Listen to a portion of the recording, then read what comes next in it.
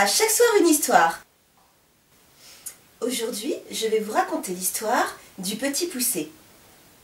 Il était une fois un pauvre bûcheron et une bûcheronne qui avaient 7 enfants. Le plus jeune était si petit qu'il l'appelait le Petit Poucet. Une année, le pays souffrit d'une grande famine. « Nous ne pouvons plus nourrir nos enfants. Je ne veux pas les voir mourir de faim sous mes yeux, » dit le bûcheron à sa femme qui pleurait. « Nous allons devoir les perdre dans la forêt. » Le Petit Poucet, caché sous le tabouret de son père, avait tout entendu. Il ne dormit pas de la nuit. De bon matin, il courut jusqu'à la rivière pour remplir ses poches de cailloux blancs. Plus tard, les parents emmenèrent leur enfant dans la forêt. Pendant que les 7 frères faisaient des fagots, le père et la mère s'enfuirent. Lorsque les enfants se virent seuls, ils se mirent à pleurer, sauf le Petit Poucet. Il avait semé ses cailloux tout le long du chemin. Ses frères le suivirent et ils retrouvèrent leur maison et leurs parents qui furent heureux de les revoir. Hélas, le pays souffrait toujours de la famine. Le bûcheron et sa femme décidèrent encore une fois de perdre leurs enfants dans le bois. Le Petit Poucet voulut aller ramasser des cailloux, mais la porte était fermée à double tour. Il se dit qu'il pourrait émietter son pain. Les parents menèrent les garçons dans l'endroit de la forêt le plus épais et le plus obscur. Dès qu'ils y furent, ils les laissèrent et s'enfuirent. Le Petit Poucet croyait retrouver le pain qu'il avait semé, mais il avait été mangé par les oiseaux. Les pauvres enfants étaient perdus.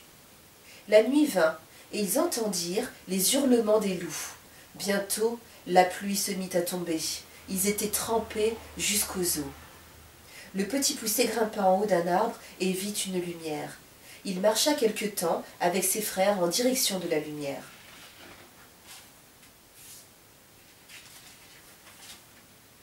Ils arrivèrent enfin à une maison.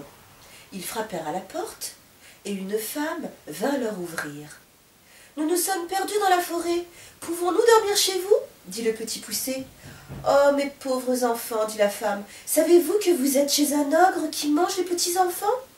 Si vous ne nous accueillez pas chez vous, les loups nous mangeront, dit le Petit Poucet.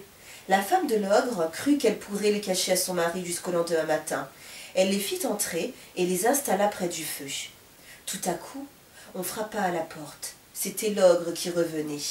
Aussitôt sa femme cacha les garçons sous le lit et ouvrit la porte. L'ogre flairait à droite et à gauche. « Je sens la chair fraîche !» dit-il en allant vers le lit, et il tira les enfants de dessous le lit, l'un après l'autre. Il alla prendre un grand couteau et empoigna l'un des petits garçons. « Mais que voulez-vous faire à cette heure? N'aurez-vous pas assez de temps demain ?» lui dit sa femme. « Tu as raison, » dit l'ogre, et il alla dormir.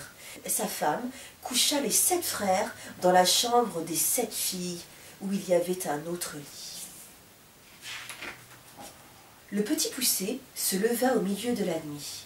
Il mit les bonnets de ses frères et le sien sur la tête des 7 filles de l'ogre, après leur avoir ôté leur couronne d'or qu'il posa sur la tête de ses frères et sur la sienne.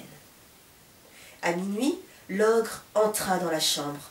Il s'approcha du lit où étaient les garçons, tâta leur tête couronnée, alla ensuite au lit de ses filles et coupa les 7 têtes sans couronne. Puis, il retourna se coucher. Le Petit Poucet et les 7 frères s'enfuirent en courant.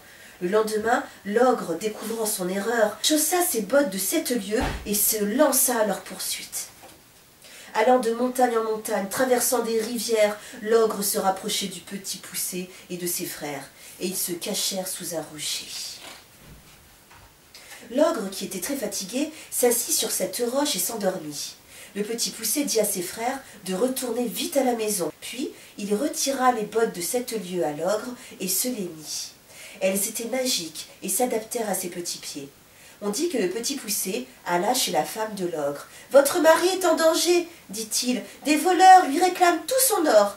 Sinon, ils le tueront. Voyez, il m'a prêté ses bottes pour apporter au plus vite la rançon. » La femme le crut et lui donna tout ce qu'elle possédait.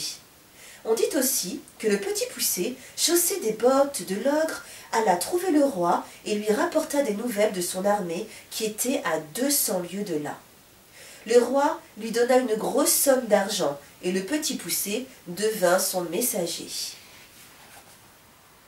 Il était aussi celui des dames de la cour qui le chargeaient d'apporter leurs lettres d'amour.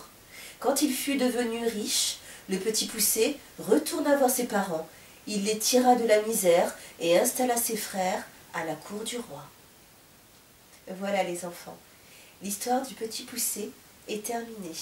Moi, je vais me coucher, je suis fatiguée. Bonne nuit les loulous, à demain.